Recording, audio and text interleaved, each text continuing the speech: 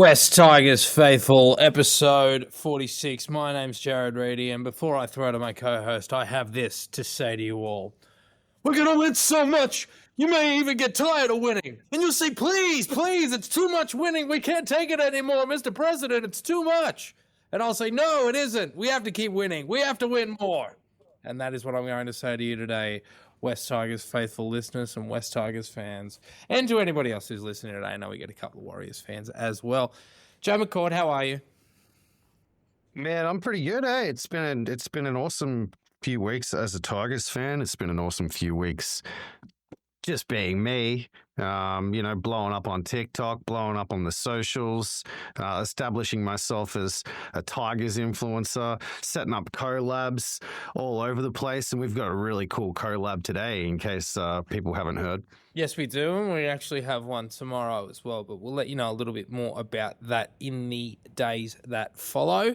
But the only place to get that, if you aren't listening to us on the YouTube Live, so if you're Spotify, Apple, Google, YouTube Music, and what have you, please hit the bell, like, subscribe, follow us on every single social media that you have.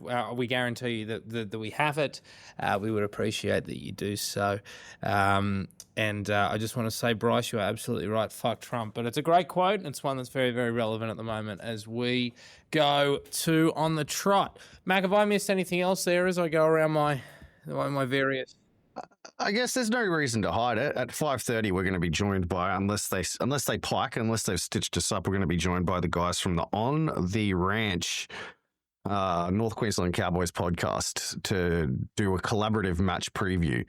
So we're going to try to hold the fort and make it interesting for about 30 minutes, then finish off the show with an interesting conversation with some Cowboys fans. And from what I can gather, they're pretty funny, so it should be pretty enjoyable. So stick around for that. Hell yeah, looking forward to that. But in the meantime, as Braith and Asteroid says on NRL 360, let's get the journos straight in and talk about our news cycle.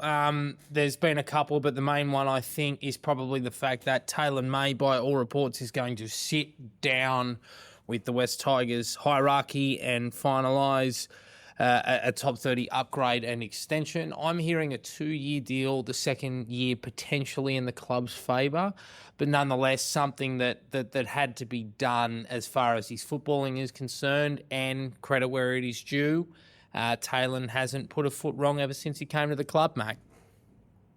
Yep. If you've been following the podcast, you'll know that I wasn't the biggest fan of the idea. But winning is winning, and it's in sport that seems to be all that matters to people. It's just interesting to me how forgiving and how supportive of him the media are, because the media are not supportive of the Tigers generally at all, but when it comes to Taylor May, there's this wave of support, which I'm not criticizing that. I just find it strange because we don't get support from the media at all, but you've got this guy who would be very easy for the media to be hanging us by, and they're not doing it. Makes you wonder. It's just odd to me. But look, he's been playing fantastic. I think he's had 3 wins, 1 loss since he came into the side. So whether it's his presence or do we playing 7 or whatever, but something's definitely changed since his arrival at the club, and he's definitely positively impacting us on the field. Yeah, I agree with you. And when I said that he hasn't put a foot wrong, obviously on the field goes without saying, but off it, I think it's really important. And obviously, he's in a place where he's with his brother. He's got a bunch of guys around the club that he sort of looks up to and respects, in terms of Jerome and Uppy, who spent time with him at Penrith. All of that is really, really important for him to ensure that he has the support and the connection he needs.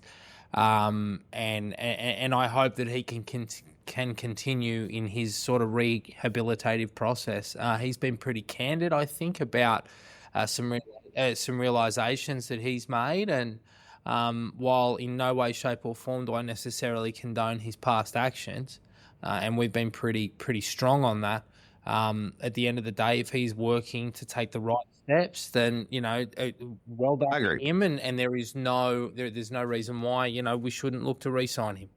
Yeah, look, I'll be fully transparent. Not many people will know this. I don't even know if you know this, but when I was young, I got diagnosed with psychosis when I was 18. I actually had a very similar experience to the experience that Talon had.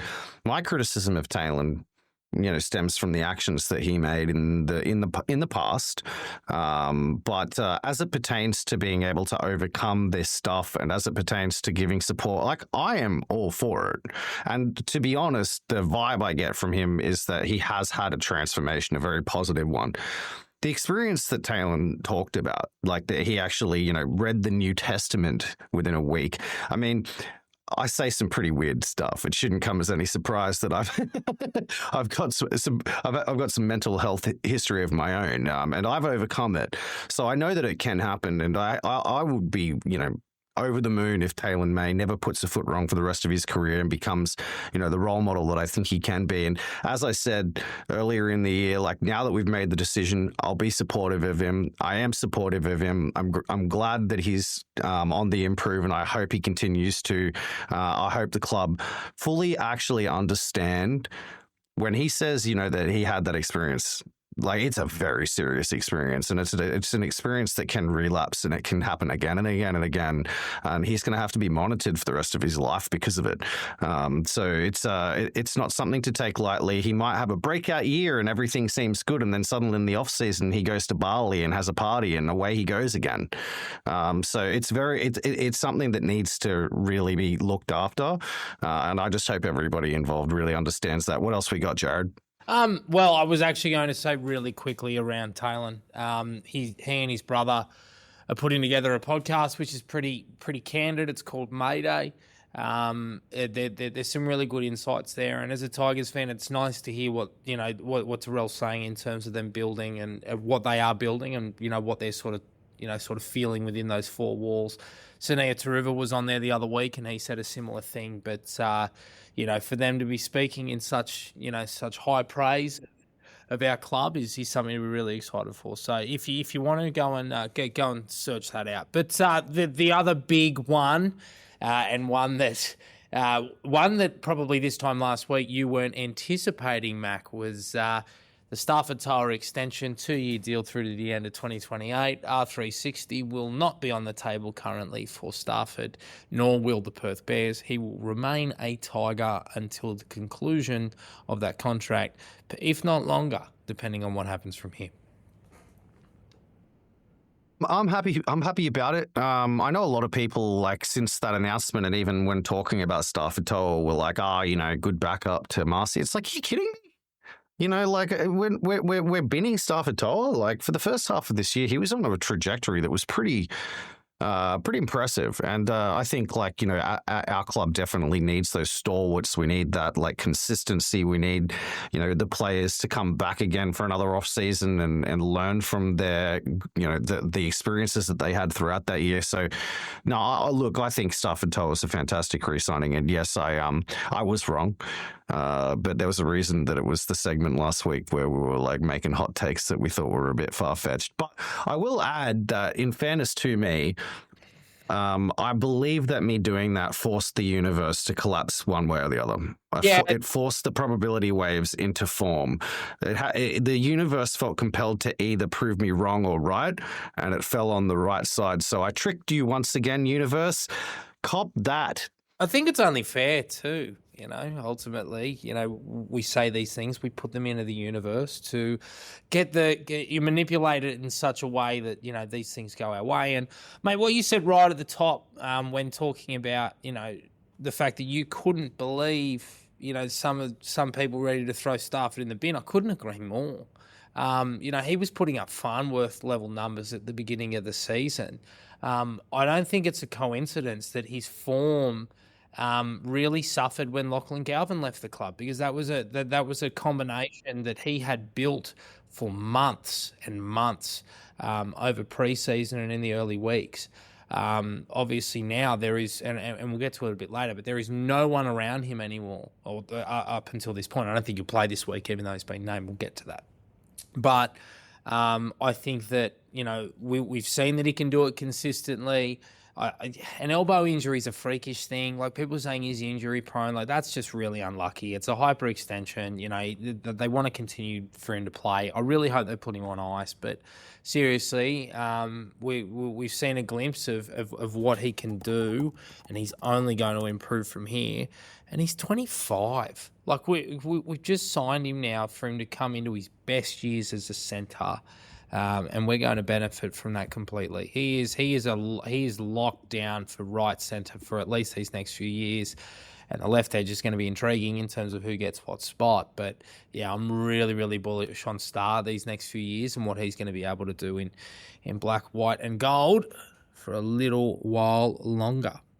So on Star, I just want to point out, like, I put up this week, every so often over the last few weeks, I've been doing Legendary Tigers moments, and this week's Legendary Tigers moment was the Lilyfield ambush, the great night 2 years ago at Leichhardt when we put 60 past the Cowboys, and it was fitting because while watching those highlights and clipping that up, Stafford made, he gave Al Holmes a bath that night, so we know what he's capable of, and good luck to him. Indeed, my friend, indeed. So moving on. Came out on Saturday, midway through Saturday, that Jack Bird has been told by the club that ultimately he's welcome to stay for 2026, but they won't stand in his way if he finds another deal elsewhere. They won't be extending his contract beyond 2026. For me, that's the typical, look, we don't really want you here. You have a contract and you're welcome to stay, but hey, if you find something better, then good luck. My question isn't necessarily around, like, is this a good thing? Is it a bad thing? Jack has had some really good moments at the beginning of the year. I think playing lock probably wasn't for him at this stage in his career. He sort of jumped around a little bit and been a bit of a utility player for us, but in his previous few weeks before, sort of falling back in the New South Wales Cup, he had some moments that he probably would have liked to have had over again. I guess my question is simply, what sort of suitors does he have? Perth's another sort of 18 months away. And England may come calling, but whether or not he goes there is another matter entirely. Obviously, we've seen Fartape, Staines, they've committed and they've gone over to Super League. But is that something that Jack Bird will do, I guess, is the question. And, can you see him leaving the club? I reckon Jack Bird will give it up. I think there's only really two ways this goes for Jack. Either he's going to dig his heels in and see out his contract, sit down with the club and be like, mate, I haven't got really too many other offers on the table, so I'd prefer to stick around. And to be honest, there was something Jack said earlier in the year. It was on a Fox interview. When they were talking about him getting signed by the club, and it's like, oh, you must have had other offers on the table. And he said something like, what, from like the Gundagai Panthers? Like, I don't know what country football team that he mentioned, but he took a piss out of himself, something chronic. Like, but it also sort of gave away that there wasn't really anything else out there for him. And it's not like Jack's done all that much this year to like satiate a market. So stimulate a market sorry, I don't know what satiate even means. Stimulate a market. So like from that perspective, like, it's going to be a matter of whether Jack has it in him to like stick around and keep working at it week after week after week. I don't know if he does. Jack's the sort of bloke who I could see just being like, I'll just go back to I'll go to the country and, be captain coach of the Grafton Ghosts and work at the pub.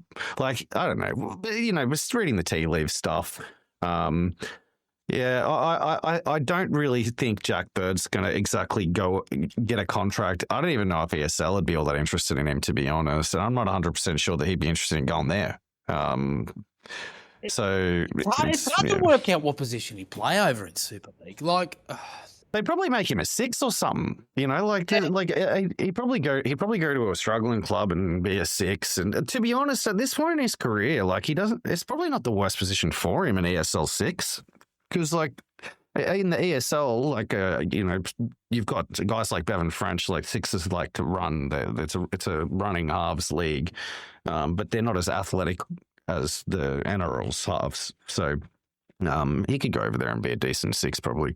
I don't know if he'd want him. I don't know if he'd want to be in the pack with the the Northern English forwards, the way that they breed the forwards over there, and I think he's a liability at centre. So yeah, it's hard to say. But anyway, good luck to Jack. I mean, it seems to me like based on some of the signings, the fact that we now have 7 development squad members and stuff like that, that Richo's doing some pretty interesting roster building at the moment. So I think what's going to happen is Jack Bird's going to be leaving the club one way or the other. It might result in us paying him out or something, but it doesn't seem like he's going to be with us in 2026. I can definitely see that happening should the club get desperate. But yeah, I'm really curious to see how this scenario plays out. I don't see it like a Jaden Sullivan or a John Bateman where it's like, oh my God, he's on a ridiculously inflated contract. We have to get him out now. But yeah, we'll see what transpires. And there was a similar thing about Royce Hunt published by All Out Rugby League. So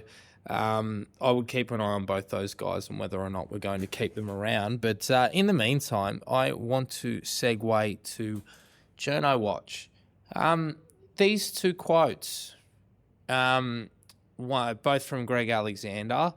I want you to try and tell me, Mac, which club he was playing for at what time. So listen to this.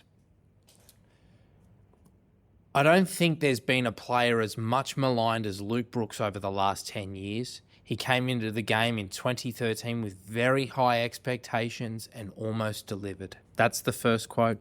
The second quote is, Luke Brooks may as well not play. I'm serious because he offers nothing. What colour jersey do you think he was wearing when the quote saying that Luke offers nothing?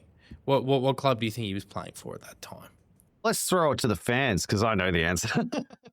But I think it's pretty obvious. Yeah, isn't it ridiculous? Like the way that the rhetoric changes when the Tigers are the bad guys versus another club. Like it's just ridiculous. But yeah, I think we're used to it at the moment. And you know what? I think that the players are actually like responding to it in a positive way. I think that the players are starting to gel and coalesce around this identity, this COD thing. There's a bit of fuck you in the culture of the players at the moment. So I kind of don't mind the media kind of continuing to ambush us the way that they do. When they're doing it while we're winning, it's kind of fun. Like when they're doing it while we're winning, it's fun. When they're doing it while we're losing, it just feels like them sticking the freaking knife in. So as long as the boys are responding to it well and, winning games and, giving the fans the COD, sorry. I think it's all right. But at the same time, I reckon we need to make this Journo Watch segment a segment every week because I feel like we should keep a leaderboard. We should do like a daily M's of journos. We should be doing like a, hey, yeah, my daughter just rocked up and decided to just like start distracting me. We should be doing like a daily M of journos, except in reverse. You give them like a 3, 2, 1. I think Buzz would be winning this year so far, to be honest. I don't know. I reckon. What are we ranking them for? I mean he'd be winning in the sense that he has the fewest points. He's killing it. Go Buzz. Oh, I love Buzz. He has been unreal, and the way that he's stirring the pot with a lot of these Canterbury fans, the same way that I am trying to do on X, follow us if you haven't already, has been awesome. Yeah, look, it was a disappointing one from Brandy. And the thing is, like, I'll actually defend Brooksy here. He played with his tail up, and he's played the exact same way since he came into grade. The difference is he's at a different club, out of the spotlight, and wearing a different number on the back of his jersey. He is exactly what he was when he came into grade. He hasn't developed from that point onwards, which is amazing to think of what he was like when he was 18. But that's Brooksy. But to say that he may as well not be there, I think is ridiculous. And you compare, the rocks and diamonds of one Daily Cherry Evans last week. Brooksy was the steady hand, and the shot that he put on Tony Sukkar, that was pretty good too. But I'm glad that he was on the losing side, and we will talk about that immediately. West Tigers, at their happy hunting ground of Allianz Stadium, beat the Manly Sea Eagles 26-12. Outside of minute 0 and minute 78, so basically a 77, 76-minute period, we were the dominant team. We were far better. Our forward pack absolutely smashed them. Our halves were smarter, they were steadier. It was a comprehensive victory, and one that reminded me personally of the game that we played against Newcastle in Newcastle at the beginning of the year, albeit a little bit more polished and a little bit classier, but just a game in which our opposition were just not at the races at all. I think that you predicted a loss. I predicted a win. I did. Egg on my face. So I think my prediction was pretty much built around the fact that the Manly forwards just were not going to aim up, and they had a weak forward pack. And based on the loss last time and the forwards would rock in with a bit of a different attitude.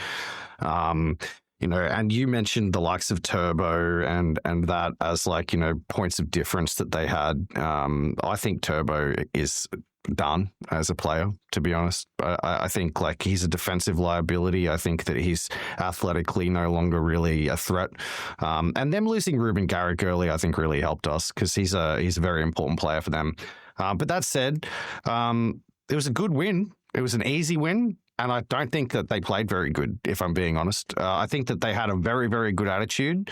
They looked confident. They were running plays, but it was certainly far from clinical. I think that sort of was a really good wake-up call. And I think you saw like on NRL 360 last night, Reedy, was singing our praises and predicted us for the top 8 next year. That did look like the performance of a top 8 team, kind of just like not even having to get out of second gear, which was very, very exciting. I think that coming out of the Bulldogs game, one of my thoughts was whether it meant anything, whether the emotion of the performance was all that mattered there, or whether there was actually like some turning point. They look like a different team. Like that, coming out of that Bulldogs win, the amount of confidence it seems to have given them, the amount of belief, and also, just then having the bye week to really like work on the Dewey combination and figure out who's doing what. It seems like that they're a different force. It's a shame that they've left their run so late. And welcome to the On the Ranch guys. They're in backstage now, ready to jump on. So when we get to the match preview, we'll bring them on as well to talk about the Cowboys game. Yes, indeed, but a little while to go. I just want to talk about the fact that you said the attack was clunky, and I absolutely agree with you, but I'm not actually going to really point fingers and blame people too much. Ultimately, that right edge through injury, blokes leaving the club and sort of switching around for combinations. So, for example, Taylor May and Taruva have played a lot of lower grade footy together. It makes sense to put them together. Has meant that right edge has no cohesion and no structure because ultimately everybody is different, with the exception of Stafford Toa. But the players around him, as I mentioned earlier, and he got hurt, are completely different. Whereas you switch it to the left edge, and obviously Talon scored off that absolutely gorgeous pass off Jerome Luai. Sunia Taruva scored off a sweeping backline movement where Api Coruscant was playing fullback. And they looked very, very dangerous down that edge. Whereas the right edge was a gorgeous cutout pass from Dewey to hit Toa off a very, very basic structure, might I add. And then Dewey was hot potato to score that first try. So it's one of those things where I'm not particularly bothered. It's great if they score points, and if they don't, I kind of understand why. But what Benji Marshall said, I think it was post-game, saying that he learnt so much about, what this team was in terms of its identity and its preparation and how to get them up every single week and, how to get those games right after the Bulldogs game and then putting it into practice again. Like, I'm really, really bullish and excited now. It's, it's awesome. And the biggest thing as well, looking to the future, is that every single player that played on the weekend, as far as we know, is contracted for next year. They're only adding on top of it. They're only improving the team further. This gives us a month's head start on next year, which is something that we very, very rarely get at West Tigers, which is amazing news for us. And, it makes me very, very excited. Mm-hmm. Yeah, me too. I think that's definitely a key takeaway here is that it genuinely does look like we're building. The guys seem like that they're really there's a lot of glue. There's a lot of connectivity to the coach. The coach is connected to the captains. It seems like now with the extension of Dewey, that seems to have just really also, just added another dimension of security, I want to say, to this whole situation. We know that we're going to go into the off season and Benji's going to give Latu Fainu every chance to take the 7 jersey away. But if we have to, we can go with Dewey and we can win some games, and we might even be able to make the finals with Adam Dewey. So there's not all that pressure on Latu. It's good for Latu because it means that he's not going to have to have it hanging over his head that if he doesn't have a great off season, or if he. Even the idea that, like, if I get injured, the season's screwed, like that sort of stuff might play on the mind of a young fella, but not really going to be the problem. And I was also really happy with the performance of Terrell May on the weekend. He looked like a middle forward. He was still doing a little bit of ball playing and a little bit of like 2 hands on the ball stuff, but he was also taking a lot harder carries. He was running through contact and he was like banging and barging into people, and he looked bigger.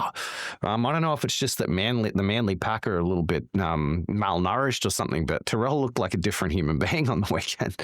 Maybe he didn't have a 48-hour fast for a change. He's also grown another leg ever since his brother's come into the side. But I know that we're running out of time on this review. I just want to, like, in terms of 3-2-1s, there is a player, one guy that I don't think I've seen really get the accolades that he's deserved for his performance last week was Api Coruscant. I thought it was a genuine captain's knock. If you have a look at some of the effort plays that he comes up with that was so crucial to this win, there was the grubber kick from Dewey that Waddell caught. Appy dragged him back into the in goal. What happens next set? Dewey scores. We go 6-all. Ethan Bullimore takes his first hit up coming on 15, 16 minutes into the game. Trying to shift momentum with his leg speed and his impact. What happens? Appy absolutely whacks him. Ball comes free. We go back on the attack. It completely shifted momentum. Cherry Evans puts in that chip and chase. Who's back to clean it up? Appy Coruscant. He should have had a try assist off that marginal pass.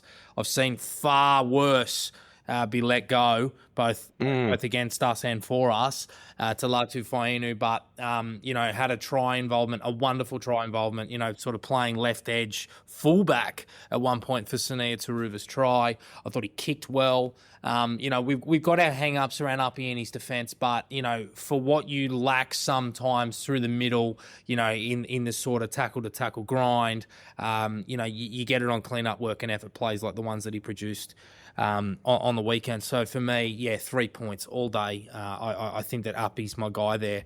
He was my man of the match tip.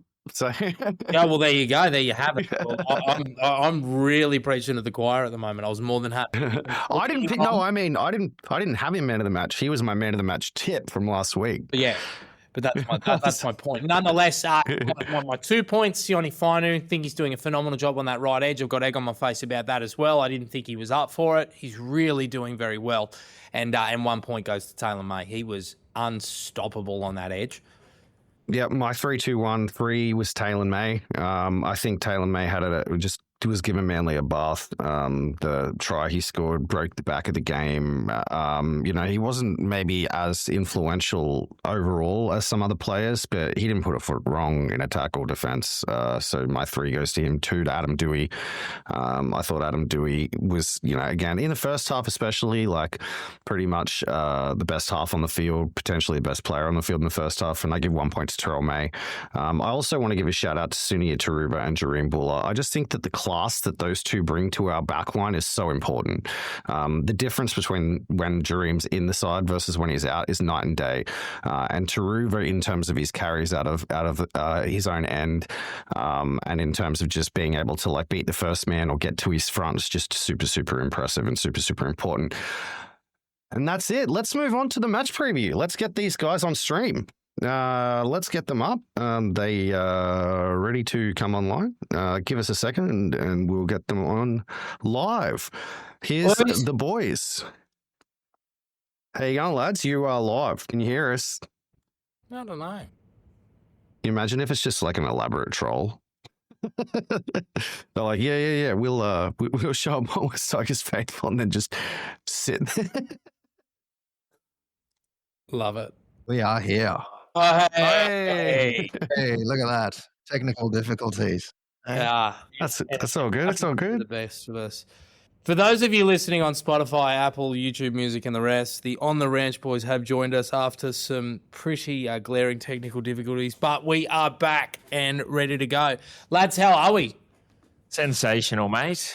Kicking strong. That's the way. Let's just do some quick introductions. So we've got Rob.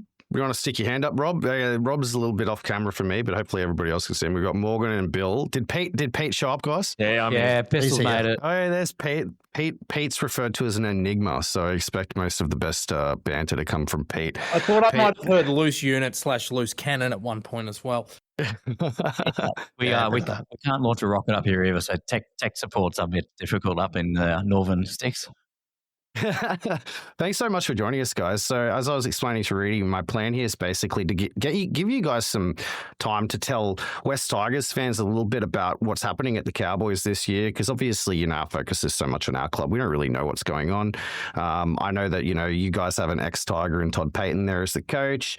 There's so much history between the two clubs. I thought it'd be a pretty cool collaboration. And then, obviously, as we discussed, we'll send you over the audio file for your own audience too. So if you have any questions for us about, what's happening at the Tigers, any of our young players, how we're feeling about the situation. Does that sound good to you guys? It does, yeah. Awesome. Jared, over to you. Beautiful. Well, lads, obviously a very, very Cowboys-focused podcast, as you can tell with the name and the like. How long have you lads been doing it? And is it a very Cowboys-centric potty, or do you sort of talk about a bit of everything, bit of NRL and other sports, or what do you do? We started around 2019, I want to say, somewhere around there. And it was a general Queensland podcast, Cowboys focused to begin with, but Pete and I are sort of fans of just about every sport imaginable except wrestling. Well, he is. He likes wrestling, but I don't. I'm a pretty big fan of wrestling myself. Yeah, I won't hold it against you. What did you think of the Cena heel turn? Yeah, not very good, to be honest, actually. Right. He's back. Yeah, anyway, so then it's sort of evolved from there. So we've just gone from recording in his lounge room or his theatre room with one microphone to the mess of cables and rubbish you can see on the table now, and full setup. So now there's four of us. We got Billy, who's just outside, smash a dart. I think. Wow.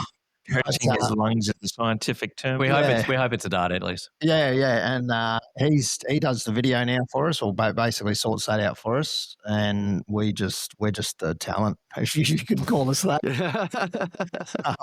But yeah, we mostly focus on the Cowboys now, just a preview review type thing, and then we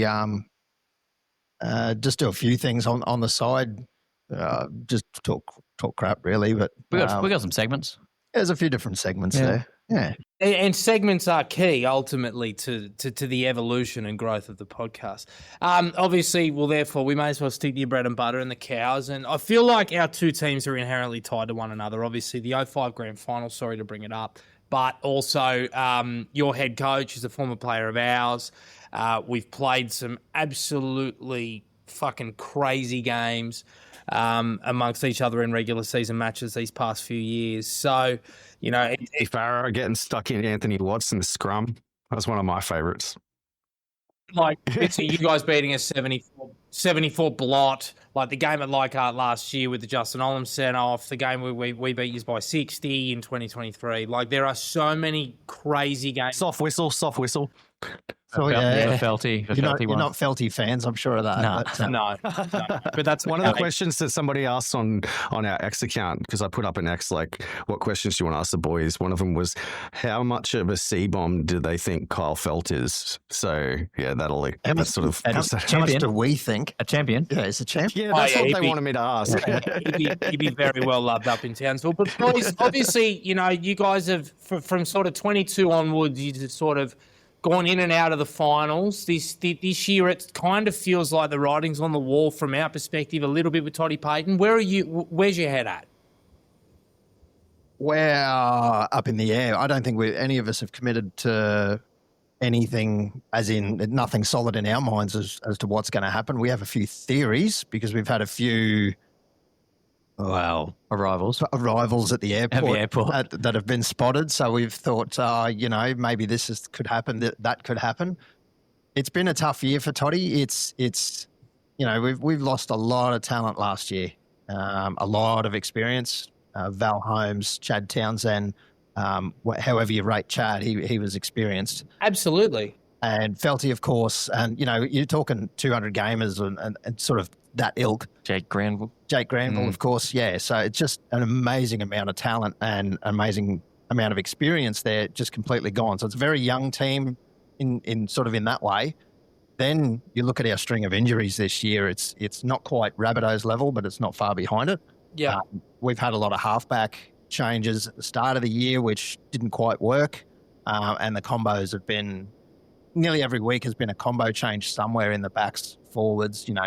Taumalolo was missing for how many games there, and now we're missing Cohen Hess.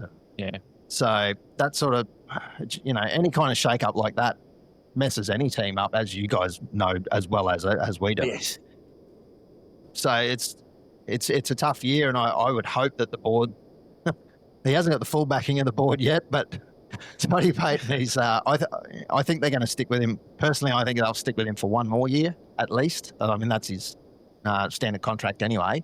And then we'll see what happens after that. Maybe one of the airport arrival coaches will take over from there. Who are you talking about? who was spotted at the airport? I don't want to give too much away. Is it a bit? Did you get some inside tips from the sushi chef at the airport or something? Not quite that. We've got a couple of insiders who sort of feed us information from time to time. So okay, I don't fair know whether enough. or not, like if we actually name names, whether or not that gives it away. But he was an assistant coach at the Sharks and Favourite son. and Queensland, and ex-Cowboy and Queensland State of Origin assistant coach. Pretty good kicker too. Very good kicker. Yeah, And a 2005 grand final try scorer. Yes. So that's a name that's been spotted at the airport and floated around and could be taking over. But, I don't think anything's going to happen till the end of the year. We won't know what's going on. So Fair enough.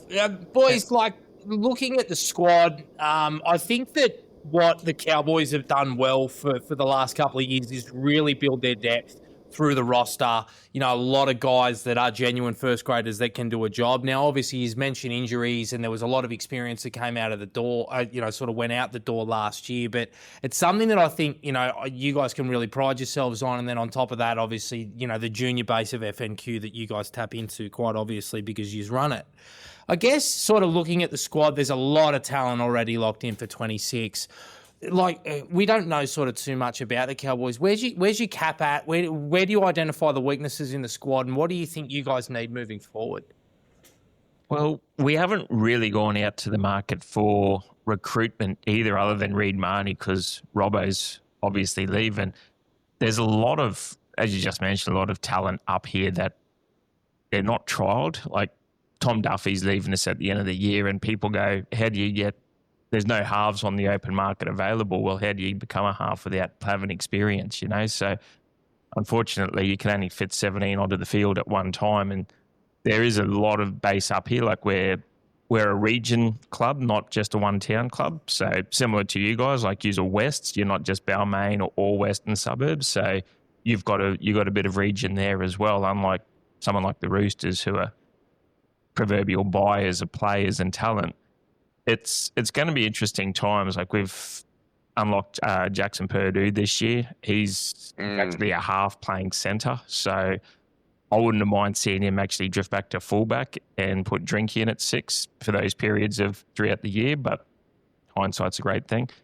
It's going to be exciting times. And, we haven't lived up to the expectation this year. But as Rob touched on before, there's been so much soft tissue damage, injuries in this team. I can't remember the last time we played the same 17 in a row for the whole season, for that matter. So when you have that incontinuity, it's always going to be a hard ask. And so everyone just looks at the coach, sack Payton because he's not getting the results. Well, when you can't field the same 17 more than twice in a row for the whole year, it's not going to be the greatest. But moving forward, there's people coming through, but again, they're also kids. You look at your instance with Lockie Galvin. He's the big prodigy and the next big thing.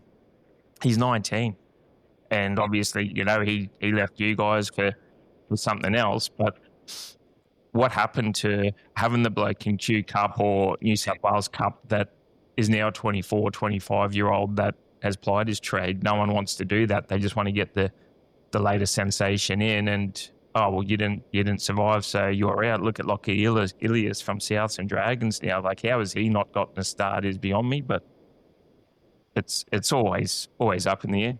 Yeah, it certainly makes you wonder. Obviously, as you say, there's some guys sort of coming through and sort of poking their heads through. Obviously, Jackson's the latest breakout star out of your system, but give us some names that you guys are pretty high on, sort of getting around for the Blackhawks or the Northern Pride. I really like what Marley Bitagane's doing as a young middle in Q Cup. Nicholas Lanaz is another one. I've always liked the look of Jamal Shibasaki. I'm not sure what his contract status is for next year, but who are you guys really bullish on?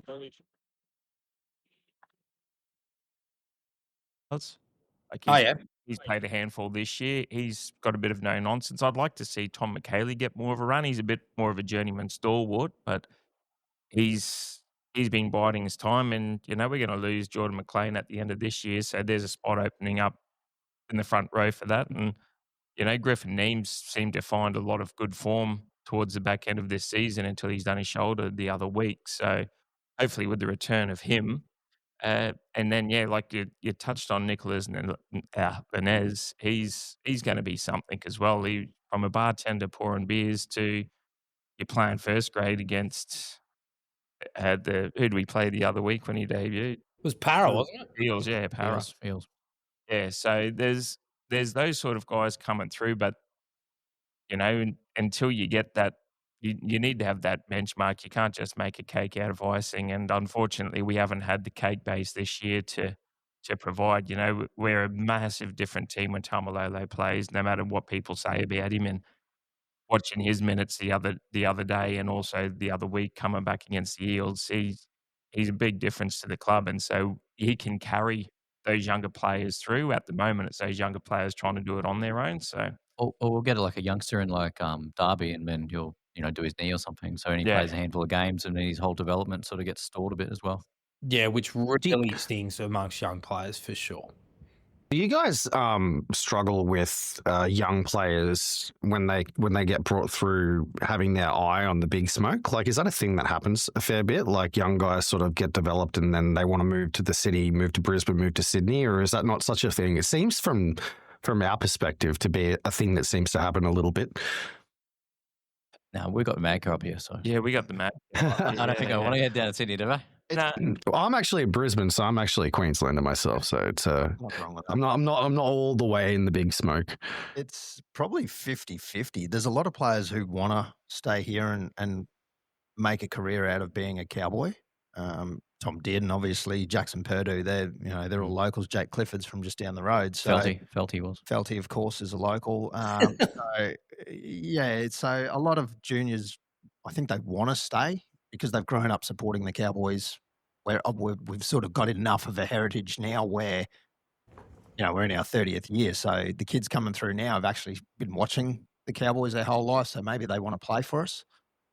Even players that have come to the club, like you look at Jordan McLean, like he came here on a 3-year contract and has stayed for 10. Yeah. Griff Neems come from over New Zealand. He's pretty much a North Queensland local. Like it's a lifestyle that this club can offer a lot of those players. Like the big smoke, like you look down in Sydney or Brisbane, as you'd both be aware that, and Toddy Pate mentioned this the other year when he was on, that we may not pay overs for players, but we're going to pay them what they're worth, and also a lifestyle. Like you can go down the beach on a Saturday morning, go and have a mate's barbecue that afternoon, go and have a drink somewhere else that night, and have and do it all. Whereas if you're down in Sydney or Brisbane, you're picking one of those things and that's all you're doing because of the commute and transport and the hustle and bustle of the big smoke. And so it's more of a laid back, she'll be right attitude. And I suppose that fits the personality of the player. If they like it up here and they only want to travel 15 minutes to training instead of an hour and a half. You wait for media a bit too. I saw Mars Talung came up the other day. He was just wandering through. No one was bothering him or, pestering him or anything like that. That certainly helps. Lads, is there anything you guys want to know or your listeners might want to know about the Tigers? I mean, we don't know everything, but we'll try at least to answer your question.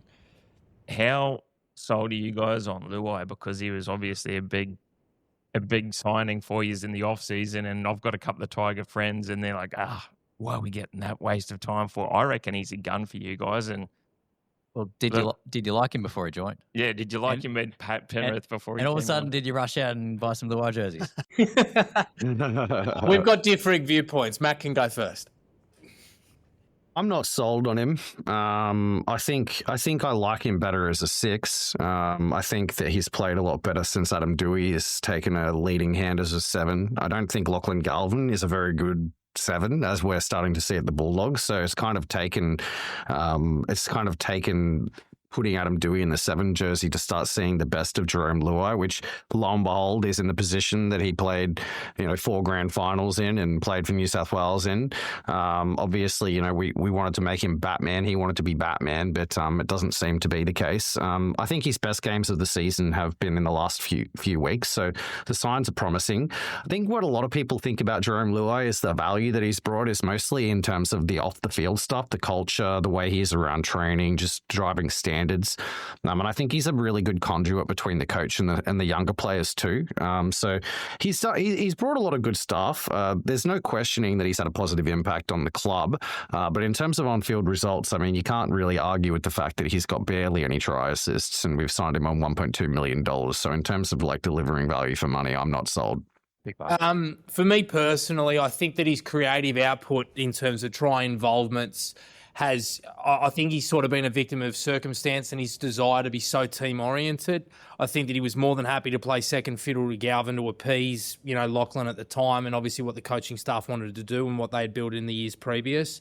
And as a result, he was sort of jumping around, sort of playing a lot of 7 in a role that didn't really suit him. You are finding now with Latu Fainu and Adam Dewey to, being able to be the pass before the pass guys, and then Jerome, being able to make decisions outside of the 3-man or the 4-man and play footy off the back of that he's really found his place in the side.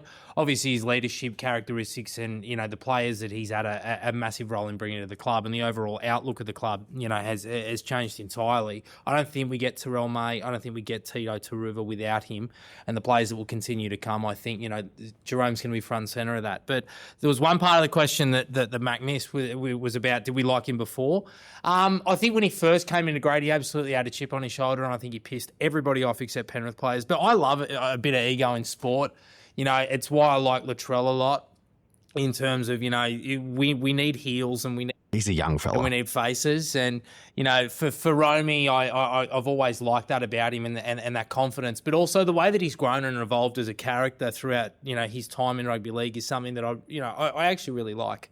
And I think he's really evolving into a leader and also a man. So I'm very glad he's black, gold and white. I think that's a good point. I think Jerome's somebody who, while it may not have happened fast, has sort of changed. The Jerome Luai when he was 22 is not the same guy you see now. He's definitely a lot chiller. He's taken on a leadership role. I think there's a little bit of imposter syndrome I can still sort of pick up in some of the ways that he is. I don't think he's quite fully comfortable in that role as being a grown-ass leader of men, but he's certainly trying very hard. And for our club, it's working very well, and he hasn't really put a foot wrong from a leadership perspective. And what's most important for us is he backs the coach. He does not waver in his resolve when it comes to supporting the things that Benji Marshall says, what Benji Marshall wants. He played, as Jared said, he played a second fiddle to a bloody 19-year-old at the request of the coach. That's for a guy who supposedly has a pretty large ego, I think that says a lot about what he's willing to do for the team. You talk about the team, how you've had, look, you don't want to rub it in, but 3 wooden spoons in a row. That's okay. Is this what it is? From an outside perspective, looking in, and my brother-in-law, he's a Tigers fan as well, but just having a board of directors where you've got West and Balmain, it seems like you're at each other instead of being able to get on the same page. Like, what's the fallout since when you don't have Justin Pascoe or Lee Hadjipatelis anymore? Has the vibe changed a lot more down there? And obviously results on the field speak for it. Like, compared to the last 3 years, you're having your best year in the last 10, really. Most wins since 2019 so far, and we could potentially get more than 2018 if we're lucky. And you're still finals. From my perspective, yeah, well, it's been since 2011 is the last time we played the finals, would you believe? It's been 14 years, 15 years. The vibe has changed a lot. I think, like, from the outside, people don't realize Balmain don't really have all that much to do with things anymore. In terms of the administration of the company that owns the Tigers, it's pretty much West rebranded into what's called the Holman Barnes Group. There's a couple of board members that get sort of given to the Balmain side of the group. Up until last year, they were kind of a little bit of a rogue element, but they kind of got both booted off the board and replaced by guys that I think fell in line a little bit more. So there hasn't really been too much board upheaval. Like, if you listen to this podcast, I hang shit on the Tigers ownership pretty much as a sport, like, every week. Like, it's something I don't really think that the Tigers ownership group still really have the best interests of the on-field performances of the club at heart. Something that you guys might not know, the Tigers have received the lowest amount of funding from any team that's owned by leagues clubs, and that leagues club are profitable, $9 million in profit. So they're not really investing all that much into the on-field performances. But in terms of, like, administration, putting Shane Richardson in as the CEO, and they've kind of really distanced themselves from the football operation. It's pretty much Shane Richardson gets what he wants at the moment, and that's, I think, why we're starting to see results. They're not really intervening so much. I think when Lee was around, Lee and Justin, what we see from Lee Hadjipatelis and Justin Pascoe is that they must have developed a really solid working friendship, because they're still doing business and stuff together. So I think that Lee being the chairman and Justin being the CEO kind of was what was creating this, like, influence in the football operation that was actually coming from the board that's no longer there. So I'm not a big fan of the owners, but what I do like is that they've stopped meddling. Long story short, we replaced a divorce lawyer and a CEO from AFL with a bloke that's taken teams from the shithouse to the penthouse, and a former state premier as our chairman who knows everybody at the top end of town. We've installed some independent directors that have diluted the ownership's influence, which has helped us heaps. So it feels really, really different. But they've also been extremely transparent. The club's strategy for the next 3 years is readily accessible on their website. Richardson isn't like Pascoe or Hadjipatelis in the sense of, he'll pick up every single phone call, but, you can speak to him if you choose to. And so you are really seeing a change from that. I found his phone number and texted him, and he replied to me. How good. What did he say? So I asked him to come on the podcast, and he told me to go screw myself. But he did reply. Text him again. but much different. It does look a lot different. Like, the Tigers playbook for years gone by is, righto, you've had another shit year, let's sack the coach. And I think at one stage you were paying Jason Taylor, Mick Potter, someone else. You probably had four coaches on the books. Like, just, guys, get in the one direction. And it looks like that's what's happening nowadays, which is good, because you want a healthy league. You don't just want to see Storm, Penrith and Roosters always at the top. So 100. Absolutely. I take it you're fully in on Benji. Up and down all year for me. Jared's been a little bit more steadfast in his love. Yeah, got a lot of admiration for him. I think he's a bit insane for taking on the job when he did, but nonetheless, his self-belief and his ego, to a lesser extent, I think have really helped him. I think that he's right in the sweet spot in terms of, a lot of the playing group or cohort amongst the entire league. Grew up watching Benji Marshall. He was a big part of their formative years, and he did things differently, and I think that really helps. He is the only Polynesian coach in the entire league, and I think he does a lot of things well. I think that his coaching philosophies around the way that he wants to attack, obviously around culture and players, expressing themselves in the way that they want to be, and in terms of unapologetically being themselves. I think that's all brilliant. I just hope that, for the love of God, he does not sabotage himself by not recognising his weak points and strengthening him around them. And for that, mainly, it's around his assistant coaches. I really hope that he looks into where his flaws are and he builds them up, because if he can do that, then he will be in this job a long time. He's continued to show improvement year on year, and next year should be no different, touch wood. Yeah. Not to improve from coming last 3 times, though. But that said, I am on the Benji train. I think that what I see in Benji is he's a quick learner. It's pretty ridiculous that we made a guy the head coach who had essentially no coaching experience.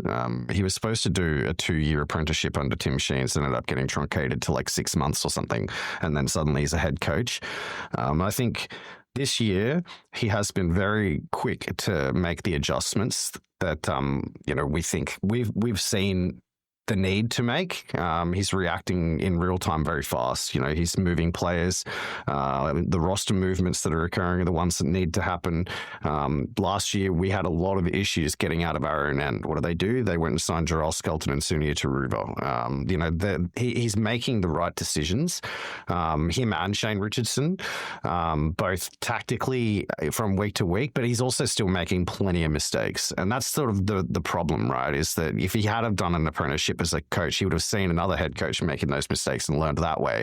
By the time he would have come into being his own head coach, he wouldn't have been making those mistakes. So we're having to experience the fallout of that. So he's it's like the first time we've ever seen since the last time the Tigers did it, because I think we had Alan Jones as a bloody coach back in the 80s or something. But we've got an on-the-job trainer as a coach. Why don't we talk about the upcoming game? Let's get on with the match preview. Yes, indeed. Obviously, Leichhardt was a bit of a graveyard for you blokes, but I think you guys have, beyond 2023, have won there the last few times. How do you feel about... Last year they won, yeah. It's always like, was it like, oh my God, Tigers at Leichhardt again? Because it seems to happen every single year. Is it something that you guys roll your eyes at now? Or is it kind of like, oh, okay, we're in with a shout here?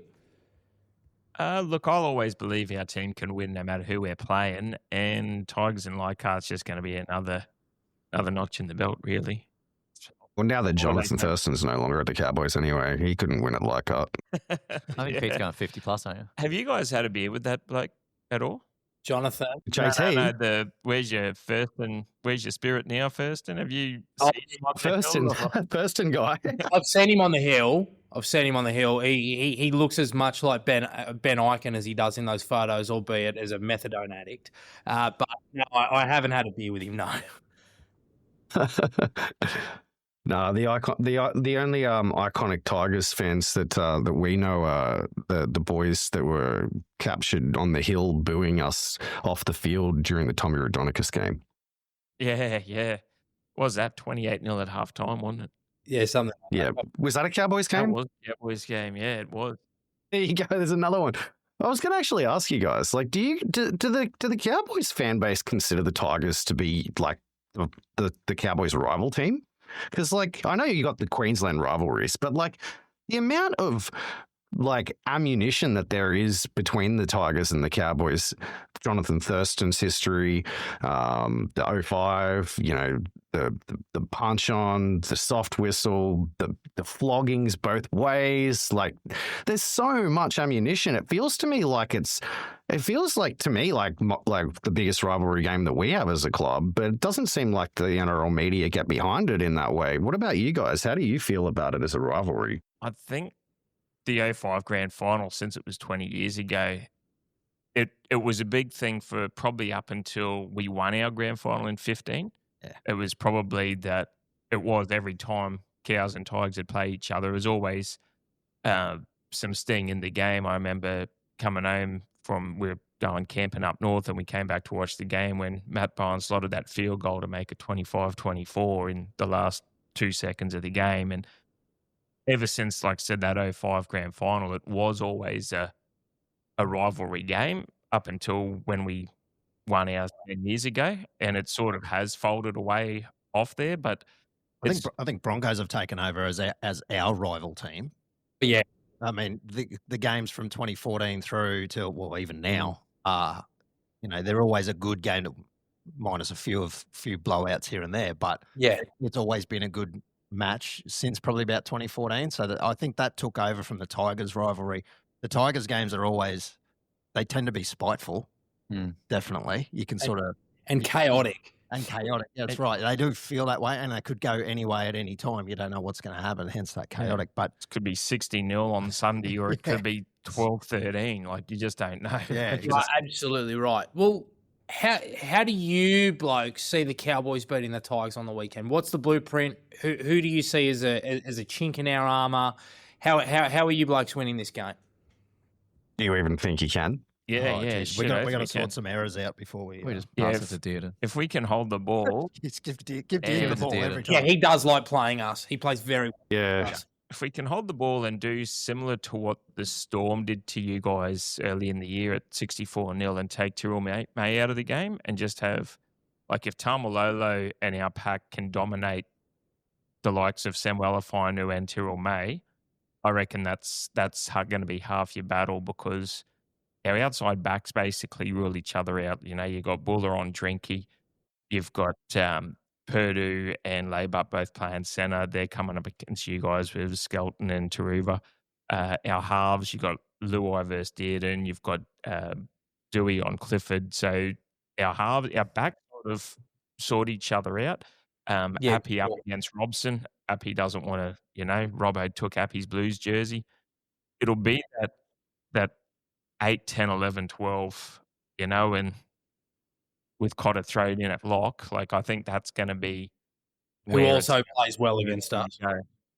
Yeah, he's like a little pit bull. That's a fair point, and you're absolutely right. There are weeks where our forward pack just lies down and gets whacked, and it can lead to blowout scores. You referenced 64-0, and you're right. They spot-setted Tyrrell May, despite the size of his motor. If he's having to make 3 or 4 tackles a set, it can really, really hurt him. It's certainly going to be an interesting one. I think the Leichhardt afternoon sun, whoever utilises it best in terms of their kicking games and putting it right in the sun, could easily force errors. There's errors in both back threes from my perspective. But also in terms of what gets brought off the bench. I see that Vilea's starting in the centres, and Zach Laybutt will come off the pine rather. Lawton as a 14, the speed that he can give you blokes around the ruck. Latu Fainu for us playing as a 13, but also like the big boppers like McKaylee, who you guys mentioned is a guy who's really rate. Royce Hunt will come on and do his sort of pinch hit 20 minutes with his 8 hit-ups. Jordan McLean's got a couple of games left in his career, so him and Tamalolo are going to be good. Has he announced his retirement? Yeah. Unless Johnny Johnny will have a point to prove as well, I just realised. So, it'll be a really interesting game. As you say, it's pretty even across the park. It's just in terms of which team turns up, kicks well, does the effort areas right. Hey. The weather, you mentioned the Leichhardt sun. The weather can, what's the prediction? Is it sunny and or is it sunny or is it overcast? Sunny on kickoff, mate. Yeah, it's given way to sun. How cold is it down there? Is it like 8 degrees at the moment, or no? It'll by kickoff it'll be about 7-8. Yeah, see, that's not too bad for us because we train in the heat all year long.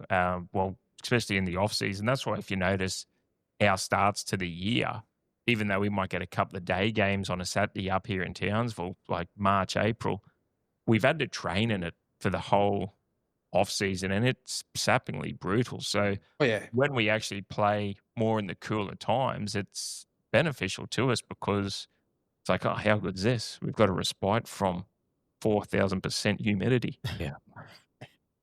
Well, I know that you guys need to skedaddle because you got to record your podcast at 6:30, and it would be good if you just stuck around for a bit because it needs to upload. So you'll see on the thing that it says 70% uploaded. If you could just leave it up while it uploads. Before we do wrap it up, though, let's do some predictions. What we like to do here is probably no different to what you guys do every week. It's just go around the room and just predict the score and predict the man of the match. Do you guys want to start? Oh, I'll let Pistol kick this off. Pistol He's good at these. Well, every Tigers game, but especially 2023 when we dusted you 74-0, I won a bit of a packet that night on 51 plus. So Did you really? yeah, put some money on that. And we've never heard about it again. It's been the only bet win on the pod for 2 years too. But hey, a win's a win. And So it's a fucking good bet. Let's face it. yeah, I'm going to go Lightning to strike twice again and have Dearden first, second, or third try scorer. Cows 51 plus. Into drinky Nanai anytime. Gutsy. Here I was. At Leichhardt Oval. Here I was thinking 13 plus might be a bit disrespectful, but 51 plus. Hey, for $10, it pays for itself. No, that's fine. What about the rest of you? You can't get a coffee in Leichhardt for $10. you are absolutely right. Anybody else over there going to make a prediction? I'm a little more conservative. I think you're looking probably 24-22. I think it might be tight, provided the Cowboys can tidy up their error rate. That's been an issue. So if they can tidy that up, I think it'll be tight. Otherwise, I think the Tigers might actually get up in Leichhardt this year. Man of the match, I'm always going to stick by Tommy Dearden. It's hard to go past. He's got the form. So beyond that, I'm not going to predict try scorers or certainly not going to go 51 plus or anything crazy like that. I think it's going to be a lot closer if the Tigers don't get up at all. Fair enough. I'm actually tipping the Tigers this week. So. You can't say that on your podcast. I can. I need to win a tipping competition. Jared tipped Manly last week, so it's all good. You're in good company. That's disgusting. Accountability. I'll have a crack. I'll go. I'll go 32-14 Tigers wagering Bull man of the match. Yeah, I think that it'll be close, to be honest. I think that it's probably, given the form lines coming into this game, given that it's at Leichhardt, I think a lot of people will be tempted to think the Tigers are going to win this game. But you guys may not know this about us, but we haven't won 3 games in a row since 2018. Ooh. And finals so it's too. Yeah, well, I mean, yeah, we are playing for a mathematical chance of making the 8, but I gave up on that a while ago. But yes, it seems like a bit of a difficult hump for the Tigers to get over the 3 wins in a row mark. So I think, as you said, if the Cowboys actually do show up in their best nick, I think it's going to be a really close game. And if it is a really close game, usually at Leichhardt, that does get the home side up just fractionally. And I think with Dewey in the 7, we do have somebody who can sort of win a game in the clutch that we haven't really had lately. So honestly, I'm feeling like 19-18 West Tigers Dewey field goal, Dewey man of the match kind of result.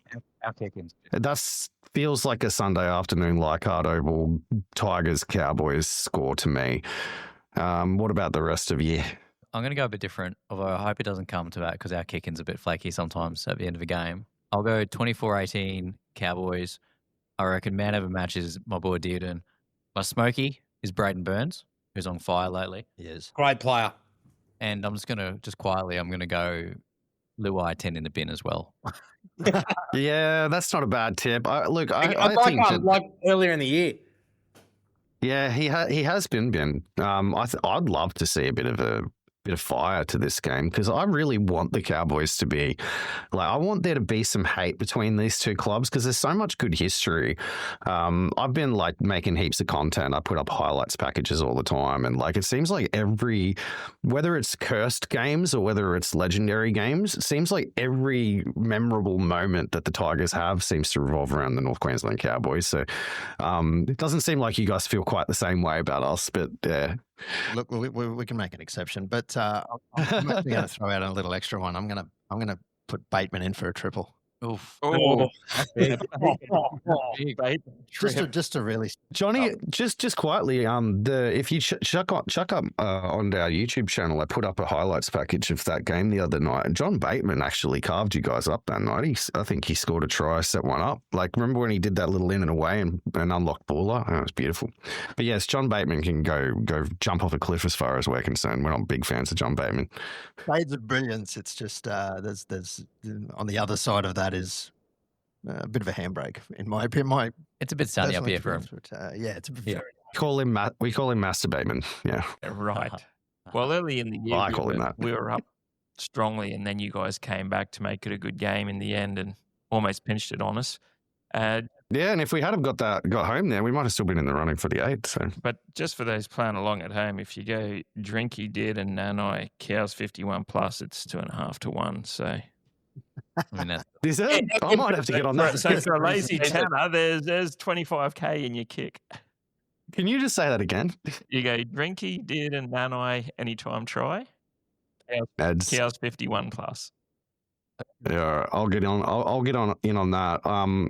I think if you want to go a Tigers multi, I think that the Cowboys first half lead, Tigers second half lead, Tigers 1 to 12, anytime try score Adam Dewey. That's probably what I would do as a multi. That's not too bad either. no. No, it's not 2,500 to 1, Have you met Pistol? but it's not too bad. For a cup of coffee, $10 in Leichhardt, that's 25 grand. That's a car. Well, Wow. I had a multi on a Tigers same game multi on a little while ago, and it was I put 50 on it because I do some pretty cooked stuff, and it was the most ridiculous multi ever. What game was that? Do you remember that, Reedy? against the Chalks.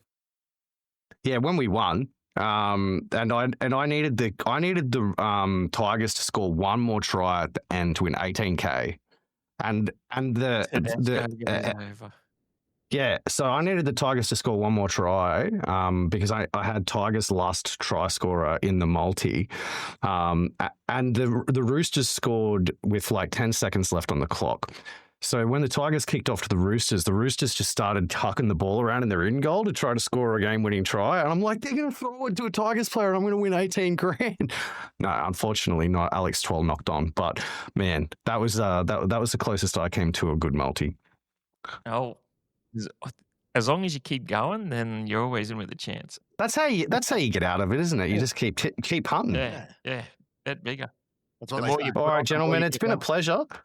It's been awesome to have you guys. As I said, if you guys wouldn't mind just sticking around so I could upload. Did you want to do a tip as well? There was one more of you that needs to do a tip. Billy. Yeah, well, I was going to say, I'll bit of random trivia for you guys that after that 74-0 smashing, one of our fans went out and got a North Queensland Cowboys number plate, like personalised Queensland number plate, 74 NIL.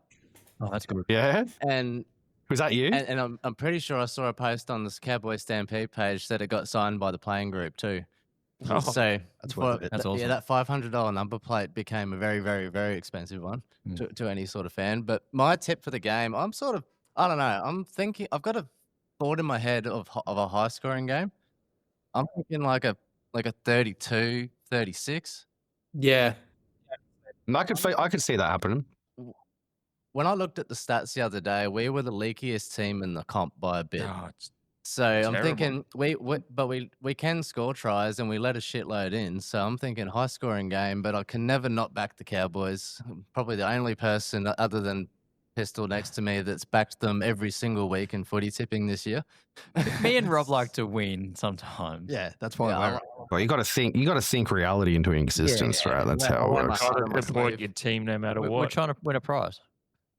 Well, the game earlier in the year was a very high-scoring game, so that's a pretty good tip. And Leichhardt can be a fast track, especially if it's not wet and it's a nice sunny Sunday arvo.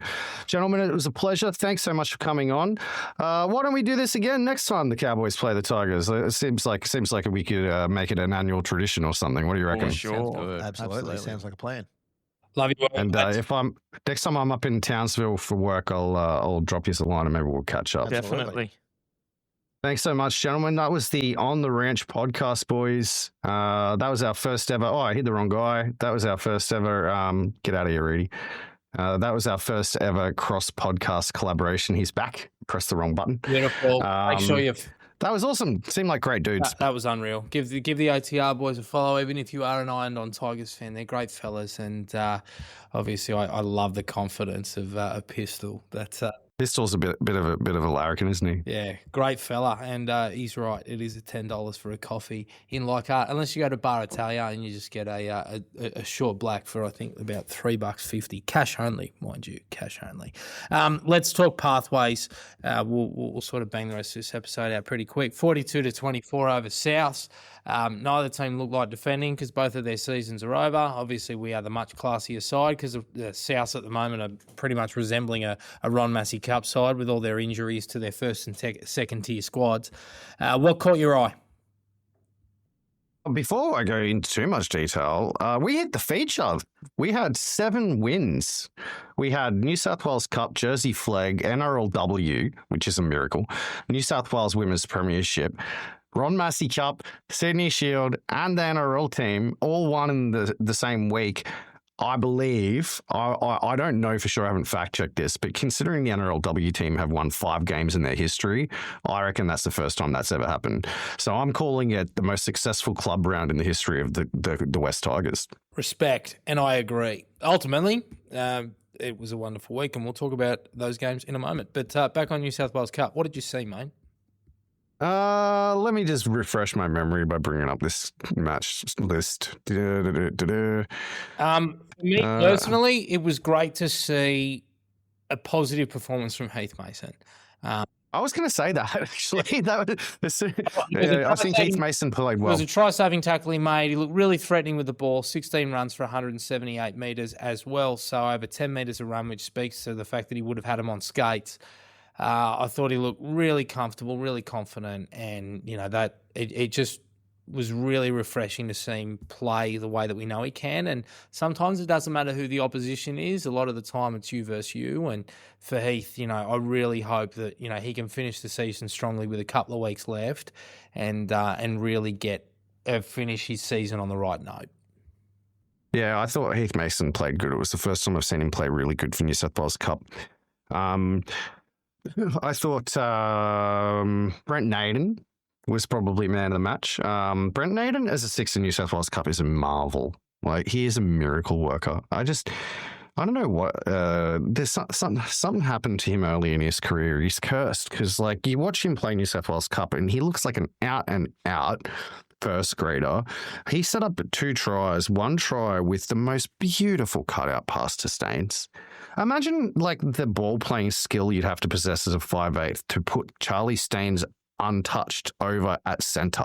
Yeah, you're right. He is a joy to watch. I think Brent is in the final throes of his West Tigers career, but if they I hope not. I hope we bring him back on a training trial or something. Oh, that'd be amazing. Even if he goes to England for a couple of years, you bring him back sort of 34, 35. I reckon he could play 7, steer the side around. He'd be absolutely amazing at that. But look, I thought the work rate of the backs was really good. Charlie continues to do so. He had 20 runs for 186 metres. 20 runs as an outside back is unreal. Isaac Tui, he was involved. 14 runs for 162 metres. Chris Mapps had 11 runs for 120. Luke Laulii, 11 runs for 104. All up around near that 10 metres average carry mark, which is extremely impressive. So the work rate of those boys and sort of the ability to get our set started in the right way. And then obviously, the class of Naden and Falls, it meant that ultimately, this game, we were always going to win. It was just a matter of by how much, and look, I really feel for South. They've had a lot of injuries. And as I mentioned earlier, this is pretty much a Ron Massey Cup side with the exception of a couple of players, not to mention one, Tim Johansson, who had a wonderful game. Yeah, he had a good game.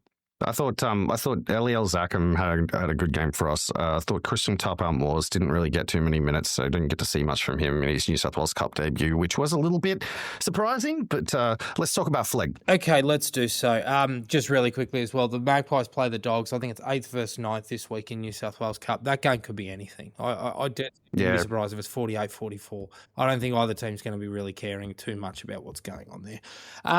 Flegg, a win against South, a comprehensive one. Max Tautua had a hat-trick inside 45 minutes. 6 tries in 2 games for Max Tautua. Which speaks to how brilliant he's been. But I feel like we're mentioning him every week at this point. But the progression of one Josesi Lanyon, it really goes without saying at this point. What a wonderful player he's developing into. Yep, and heard that he's signed for the next 2 years at least, which is good. Younger brother James Lanyon signed for the next 3. Also can confirm Logan Daninja signed for the next year, which is good. I think that it's such a shame. Like, the whole club is firing. Like, this Flegg side, I saw a stat that said that since Shane Sultana came over, we would be running second if the ladder didn't include the games prior to that. So that says it all. And we have beaten multiple sides in the top 4, but we will be missing out on the finals, unfortunately. Not multiple, my friend. Every team in the top 4 we've beaten. Yeah, there you go. Every team in the top 4. So they're all counting their blessings that the West Tigers Jersey Flegg side's not going to be playing in the finals, because they'd be going in probably favourites if they were able to get in there. Oh, yeah. Look, I'm really excited about this game that they've got against the Dogs this week. We played a game against them at Belmore Oval where Elijah Matale had an absolute cracker, but it was a really interesting one where there was a couple of 12-point turnarounds. The Tigers didn't take their opportunities, but it was a really enthralling end-to-end contest. I think both teams will probably come to play this week, even though neither of them are a chance of the top 5. I'm really, really excited to see what happens. But one thing that we didn't mention is that Phoenix Godinay has graduated now alongside Christian Tapau-Moores onto the extended bench for New South Wales Cup. So they're obviously just trying to give him a look against men, and just before they begin their first proper NRL preseason. And he's not named in the Flegg side, so I reckon he might sneak into the actual team. Well, he's Jersey 18, mate, so yeah, there's a fair chance. And he and Marty Makasini is back on the extended bench for New South Wales Cup, Jersey 19. I know a lot of people were tipping him for a debut this week in the NRL. I didn't think that was going to happen. But check out the highlight I put up, by the way, on TikTok or Instagram of the Tino Tavana try setup. He set up Max Tautua, catches the ball above his head, no look pass before he lands. Catches above his head, no look pass before he lands. Tino's also signed up. He's going to be doing he's on an NRL training trial deal. But with the amount of horse trading that's going on in the roster, I wouldn't be surprised if players like Tino, players like Josesi, are the ones that they're kind of trying to find a room to kind of move maybe into dev instead of into training trial roles. It's hard to predict where we're going to be in round 1 next year. But look, honestly, a lot of these Jersey Flegg players are worth keeping an eye on long term. With you there, and really, really exciting times. And with 3 weeks to go, I'm really, really excited to see how they go on these final few performances. The girls. Let's look at NRLW and then wrap this thing up, because I don't want to be here for 2 hours like last time. 16-12 win, game at 2 halves. First half we were great, particularly after the Southwell binning. But the second half we were holding on for dear life. There were some great efforts, namely from Togatuki in the dying seconds, to ensure that we won that match. She dropped the bloody ball. Yes. But mate, the defensive efforts, not the attacking. She was my man of the match, woman of the match. Sorry. I think, you're right. That was crazy, that tackle she made. Like, that was possibly game winning. But then, literally she takes a hit up and takes a tackle. The game ends. She drops the ball. Not only that, she drops the ball straight into the hands of a Dragons player. They then put a nothing kick up with no time left on the clock. Our winger goes in to catch the ball. All she has to do is catch the ball. The game's over. She drops the ball. And not only that, but then Keezy Apps coming from behind would have jumped on the ball and killed the play, stone dead. But somebody comes from an offside position and picks up the ball. So we give away a penalty and the game's still going. And then we just, luck's a fortune, the Dragons get the ball, kick it straight to Caitlin Turnbull, who goes down, and we somehow got out of jail. They were trying to lose so hard in that last 40 seconds. I was losing my mind. Like, watching the NRLW side, I'm so glad they won, honestly, because, like, it would have been devastating. Like, it would have, to lose that game, if they lost that game after what happened there, it would have been utter devastation. But they got out of jail, and hopefully they can build on that. I think Sarah Togatuki was man of the match. I like Caitlin Turnbull at fullback. I think that was a good move. I think she's a better fullback than Faifua or Faifua. I thought Faifua was good at 6. She scored 2 tries. I kind of like Faith Monero. I think Faith Monero is starting to actually show some signs. She's very new to rugby league, so it's taking a little while. She's got a decent kicking game and she gets heavily involved. So, yes, I can see Notty's making some moves with the roster and to jag a win against a Dragon side that aren't performing well but have some good names. Like, they've got some good players in that side. Crazy moment, Hannah Southwell getting herself sin-binned and HIA at the same time. Never seen that one before. She got sin-binned but then ruled out with HIA while she was in the sin bin. So that was an interesting one. But, yeah, look, support the NRLW. It's actually a really great game to watch. I get just as emotional and passionate about it as watching the men's game. And the Tigers are just like they are in every bloody league every year. They're underdogs with not enough class. So they need all the support they can get. Indeed they do. Mate, we tried for Q&A. No one put in any questions besides good old Jolsey. Pack of dogs. Pack of dogs. So I'll leave it for you to have your rant, your quantum rant, and see out the show. Because I'm bussing for a piss. See you all on the hill. Yeah, I don't really have all that much to say. What I will say is I actually really have a lot of confidence. I've gained a lot of confidence in this side over the last month. I think that the players are playing for Benji. I think that they've finally found some combinations that work. I think Lachlan Galvin disrupted this year something fierce, and God knows where we'd be if he didn't. If we had to have let him go at the end of last year and went into the off season and built combinations with Dewey, built combinations with Fainu, or if he stayed, I think you're looking at a top 8 side this year, which is a shame. It means we're going to have to go back to the drawing board in the off season. I know that there is still a mathematical chance of making the 8. I think that there's more chances of seeing pigs fly. But where there's life, there's hope, I suppose. But what I do believe is that next year, this is it. It's gonna happen. I have immense faith. There is something building. Something's changed. I think Benji's grown in confidence. I think Benji's making good choices. I think we're bringing in some good young talent. I was a little worried earlier in the year that we weren't going to be able to flood the NRL side with pathways, but then the Flegg side showed up and they started actually smashing it. And now we're seeing players like Jared Haywood and Logan Brooks and Tino and even Iverson Matai, who got a shout out from on Instagram. There's a nice highlight reel up on the small, I forget what its name. There's a pathway centric Instagram account up there that's got a good Iverson Matai highlight reel. So have faith. I think it's coming. I think we're going to have a really good off season. The players seem like they're playing for one another. They've bought in, and I'm confident for next year. So up the West Tigers. Up the West Tigers faithful. I hope you all who go out to Leichhardt stay safe, slip, slop, slap, and manifest us a win. Peace out, legends. This has been